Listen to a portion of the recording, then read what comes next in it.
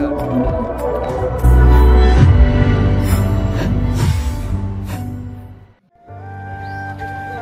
শ্রী আদিনাথ মন্দির মহেশখালী। হিন্দু মহিলারা বয়স্ক হোক আর কম বয়স্ক হোক সবাই এখানে আসার একটা চেষ্টা করে।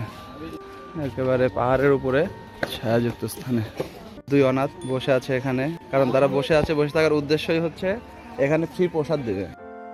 এটা এদের মন্দিরের পাশে আসলে কাদের পুঁতে রাখছে না কবর দিচ্ছে এটা তো বোঝা যায় না। কবর দিলে যেরকম একটা চিহ্ন থাকে মোটামুটি এরকম চিহ্ন। ছোটকাল থেকে জানতাম যে হিন্দুদের পুঁতে রাখে, বসায় নিয়ে পুঁতে রাখে, কিন্তু এখানে আসলে কি করছে আমি জানি না। আর হিন্দুর বন্ধুদের থেকে শোনা হয় না আমার সঠিক। তো এদের চিহ্ন আমাদের মুসলমানদের গোরস্থানে যেরকম থাকে ওরকম দেখা যাচ্ছে না। যেটা দেখা যাচ্ছে আমি দেখে একটা চারকোনা, যেখানে চিহ্ন আছে মোটামুটি চারকোনা। মন্দিরের বাইরে দিতে চলে যাচ্ছি, ভেতরে ঢুকবো একটু পরে। ওই দেখি এদিকে পাহাড়ের দিকে সিঁড়ি চলে গেছে, আর এই যে একটা ধ্যানমগ্ন পুরোহিত পাইছি, সেখানে এসে ভুঁড়ি টান করে ধ্যান করছে। ধ্যান করতে হতে সে টাইট হয়ে গেছে। মহেশখালীর পানের কথা শুনছি, এখানে দেখছি বাসও তো সেই সাইজ মতো।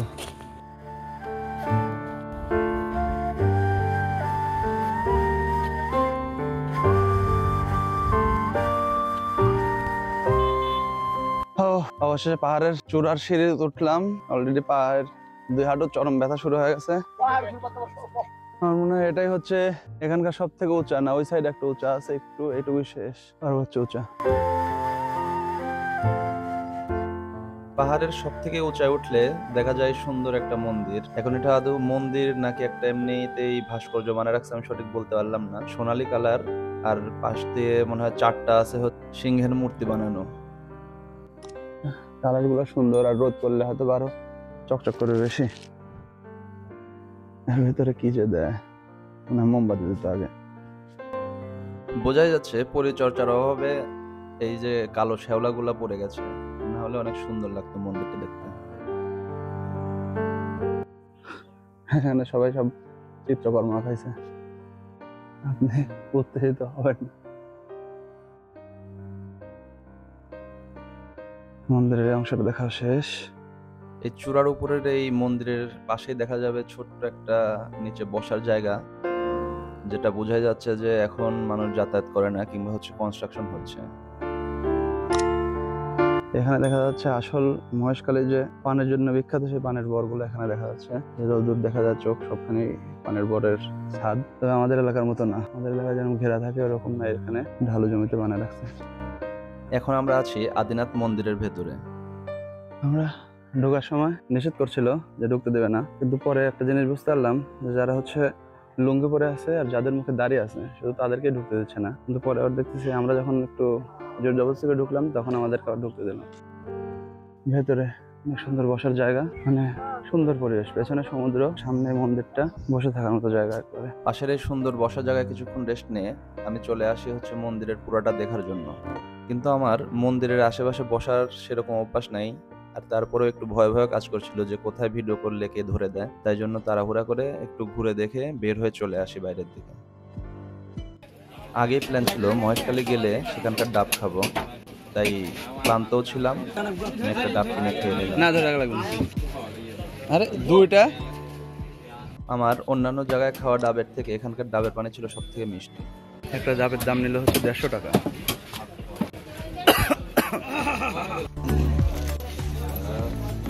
এই চাষিগুলা উঠায় একটা পলিথিনে দেওয়া যাবে না? অবশ্যই একটা দিয়ে দাও। ডাবের পানি এত পরিমাণ ছিল আমার পেটে একদম ভরে গেছে ভাই, হাঁটতেছে না।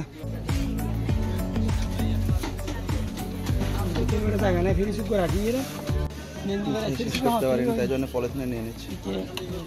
ধন্যবাদ। এগুলা কি মিষ্টি পান গুলা? মহেশখালের মিষ্টি পান। এই দুটাকে জাত আলাদা থাকে, মিষ্টি পান আর ঝাল পান? শুধু মিষ্টি পান। আপনি ঝাল পান পাবেন কক্সবাজারে। এটা কি কিভাবে বিক্রি করেন আপনারা? এটা বিড়া হিসাব। বিড়া এটা হচ্ছে সিঙ্গেল, আর এটা আমাদের এখানকার বিড়া হচ্ছে এই দুইটা মিলে 1 বিড়া। এটা পুরোটা 1 বিড়া। কতগুলা পান আছে? এখানে প্রায় 220 পিসের উপরে। 64টা বানায় আপনি কত কি বলে এটা? 64টা দিয়ে একটা ইয়ে বানায়। আমাদের এখানে 64টা। আমাদের এখানে ফুল বিড়া হচ্ছে 220 পিস। 110টা হচ্ছে হাফ বেড়ে। হ্যাঁ। ফুল বিড়া কত? ফুল বিড়া একদম 700 টাকা লাগে। একদম 700 টাকা। একদম। আর হাফ বেড়া? হাফ বিড়া 350। হাফ বিড়া বলতে এখানে 350। 350 টাকার পান আছে। হ্যাঁ। এটা হচ্ছে মিষ্টি পান। বাকিটুকু সবাইকে দিচ্ছি, আমি একটু খেয়ে দেখি। আমাদের পানের মতো প্রথমে ঝাল, কিন্তু পরে কিছুক্ষণ চাবানোর পরে ভেতরে যে মিষ্টি হয়ে যায়, মনে হচ্ছে যে আমাদের যে গাল পুড়ে যায়, গালটা পুড়ে যাচ্ছে না। এটাই হচ্ছে একটা বিষয়। আমার শখ ছিল মহেশকারীর পান খাওয়ার আর কিনে নিয়ে আসারও, তাই জন্য আমি এখান থেকে হাফ বেড়ে 350 টাকার মানে 110টা পান কিনে নিয়ে আসি। এমনভাবে প্যাকেট করে দেন যাতে থাকে।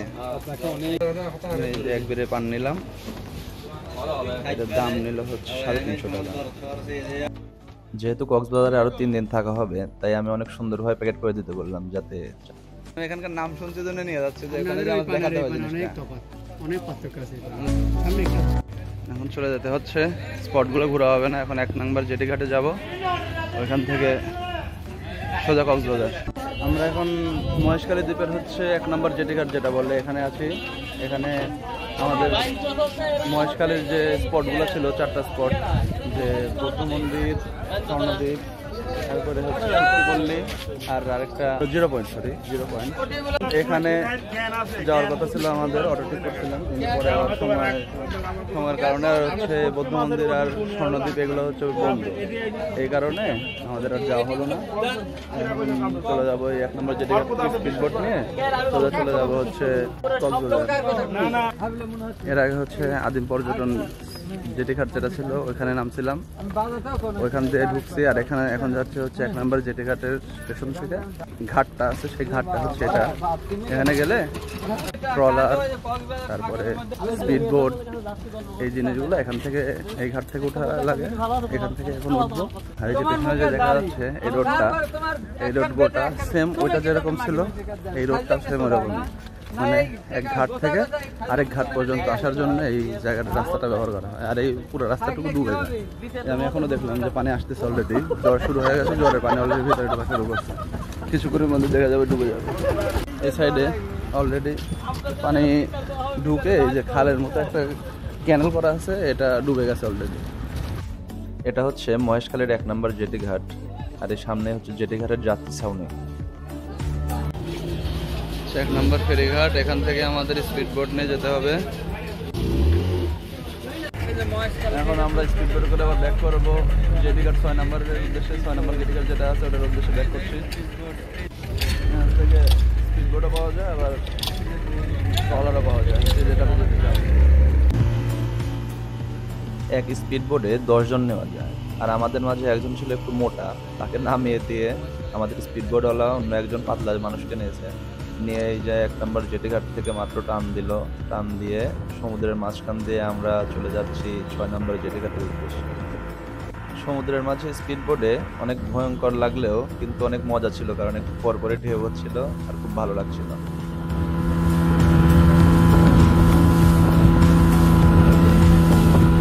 6 নম্বর ঘাটে আমরা চলে আসলাম, এখন নেমে পড়তে হবে। স্পিডবোট থেকে নেমেই পাশে হচ্ছে যাত্রী ছাউনিতে একটু অপেক্ষা করে তারপরে সবাই একসাথে বের হয়ে চলে আসলাম। এখন আছে হচ্ছে বার্মিজ মার্কেটে। আমার সাথের যারা ছিল তারা সবাই কিছু না কিছু কিনতে গেছে, আর আমি আশপাশ দিয়ে ঘুরছিলাম আর বিভিন্ন দোকান থেকে ফ্রি চাটনি খাচ্ছিলাম। ফ্রি চাটনি খেতে খেতে এই দোকান থেকে কিছু চাটনি আর চকলেট কিনে নিলাম। আর তারপরেই দেখি বাদ বাকি সবাই চলে আসছে, তখন সবাই কিনলো আর আমি একটু বসে বসে পোজ দিলাম। মহেশখালী দ্বীপ থেকে এসে আমাদের আর কোনো কার্যকলাপ ছিল না, শুধু আসছি, আসার সাথে সাথে ঘুমায় পড়ছে। ঘুম থেকে যে সন্ধ্যার সময় উঠে বার্মিজ মার্কেটে কিছু কেনাকাটা করতে। মানে আজকের মতো আমাদের জার্নি এখানেই শেষ, মহেশখালী শেষ।